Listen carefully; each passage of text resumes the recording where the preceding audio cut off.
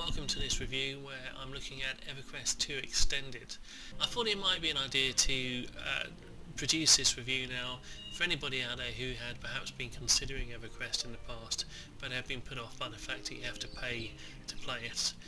It's now free. As you can see, I've got a number of characters here. I've been playing the game quite a lot, but I'm going to create a new one just to show you the character creation process. So you create your character, and the first choice is which of four archetypes, which four classes, which type of class you want to play, and these will be familiar to anybody who's played MMOs in the past or played Dungeons and Dragons. You've got the fighter, the very strong character with an axe or sword, probably a priest who is like a cleric, a healer, and a mage who is very powerful, does damage, and the scout who is like a rogue, can get very close up and do damage with swords or daggers. Now, those are the four archetypes, but within each archetype you actually have 6 classes, making 24 in total, so there's a wide variety of classes, lots of variation there. I'm going to play a mage and a wizard just because they are fairly simple to play, and I can show you the game that way.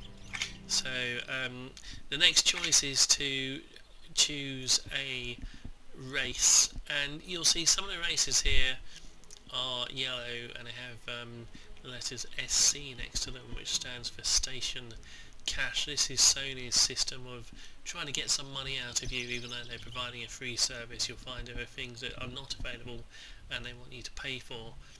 But it doesn't really matter because the races don't make much difference. They're mainly cosmetic. So in other words, you're not stuck with a less powerful race or a less powerful character just because you don't want to pay. You can choose a free race and play the game just as successfully. So let's look at some of the races that are available. Here's the dwarf, the Fey, Froglock, that's one of the strangest ones, the wood elf, high elf. I'm going to be, you have good, neutral and evil races. I'm going to be a dark elf. I think I've always wanted to try one of those. Here's my dark elf. You obviously have female and male versions for each races.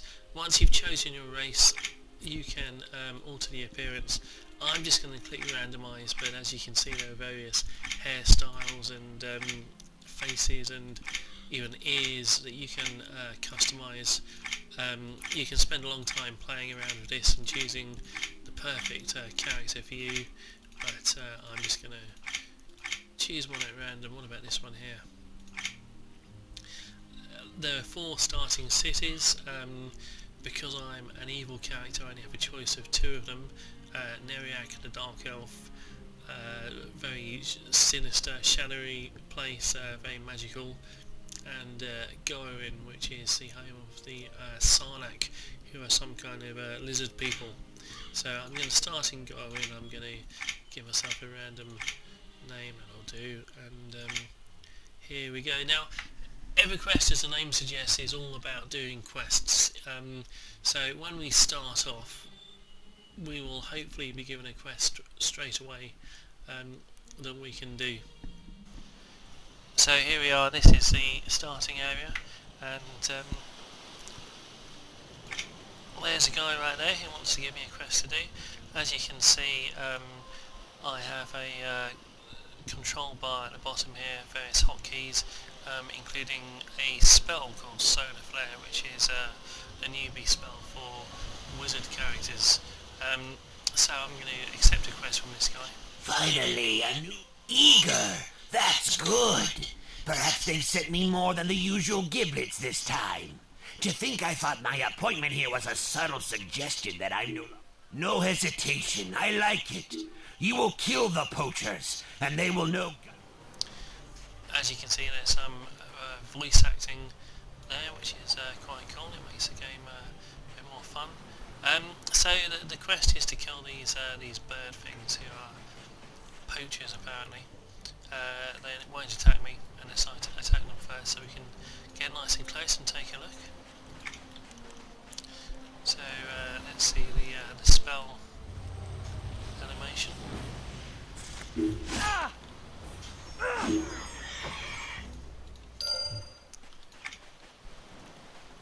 There's one down in the quest updates.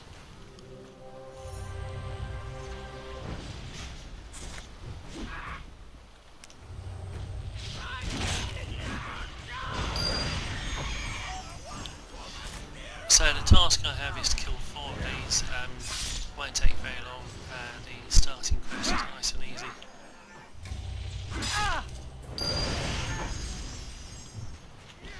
And when I kill this, hopefully I will gain a level. Start off at level 1, and any minute now it should become level 2. And there's the graphic and that ding sound, as it's called in Everquest and Everquest 2, which tells me that I've gained a level and I've got a new spell.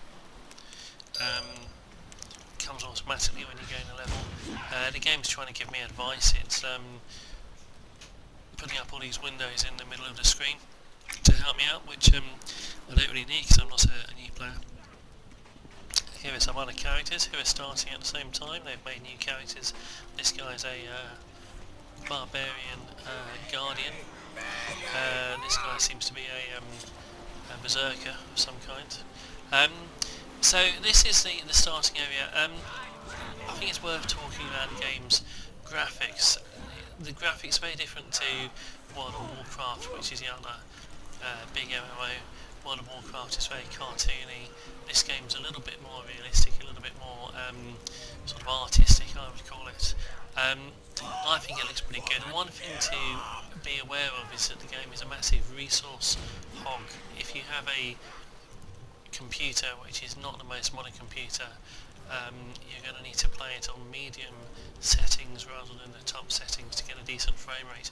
But do be aware that what you're seeing right here is on medium settings. This is not a very up-to-date machine. This is quite an old machine I'm playing this on, and it looks good.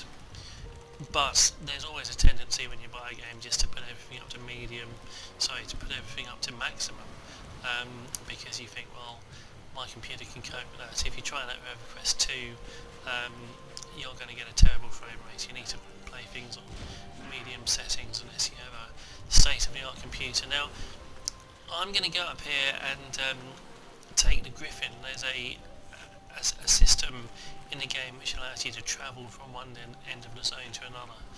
And the reason I'm doing this is just so that we can take another look at the game's graphics, see a bit more of this area. And what I'll do after that is I will show you some of the other areas of the game.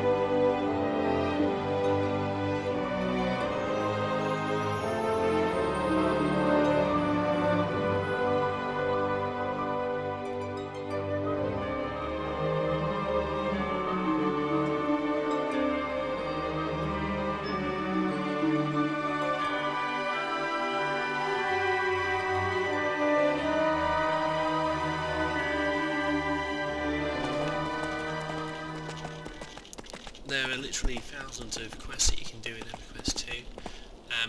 I'm in the middle of one at the moment in an area called the Stoneblunt Highlands.